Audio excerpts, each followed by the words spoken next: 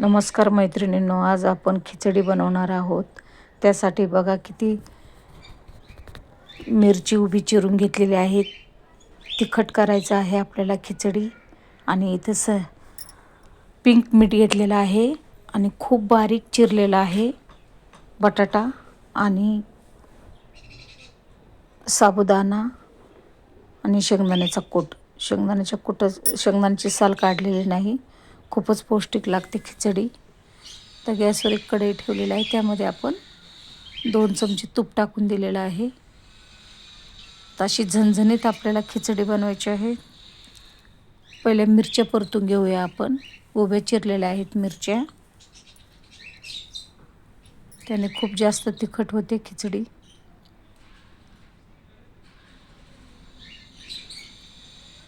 तर बटाटा टाकून दिलेला आहे, तो पण चांगला परतून घेऊया तुपामध्ये. गॅस बारीकच ठेवायचा आहे. 2-3 मिनिटे आपण असंच परतून घेणार आहोत. बऱ्यापैकी आपला बटाटा पण फ्राय झालेला आहे. तुम्ही शिजवूनही टाकू शकता, पण असे पातळ काप केले का लगेचच ते शिजतात. खायला पण खूप छान लागतात. तर बघा, साबुदाणा टाकून दिलेला आहे.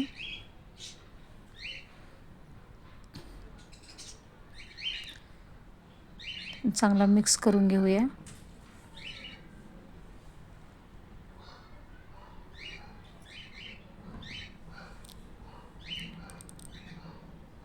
शेंगदाण्याचा कूट टाकून दिलेला आहे. पुन्हा एकदा हलवून घेऊया. आणि इथे पिंक मीठ टाकलेलं आहे.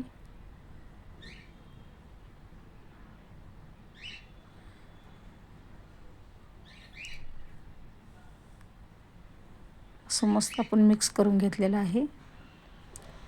यामध्ये आपण आता 2 चमचे दूध टाकणार आहोत, जेणेकरून आपली खिचडी छान लागेल आणि मुलायम होईल. खाण्यास अप्रतिम लागते. तुम्ही पण नक्की ट्राय करून बघा. आता हलून झालेलं आहे. आपण झाकण ठेवून दिलेलं आहे.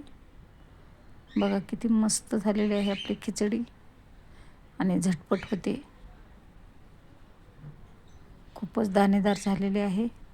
अशा प्रकारे आपली उपवासाची खिचडी तयार झालेली आहे. एकदम मुलायम. आवडल्यास नक्की लाईक, शेअर, सबस्क्राईब करा. तुम्ही बनवून खा उपवास स्पेशल खिचडी.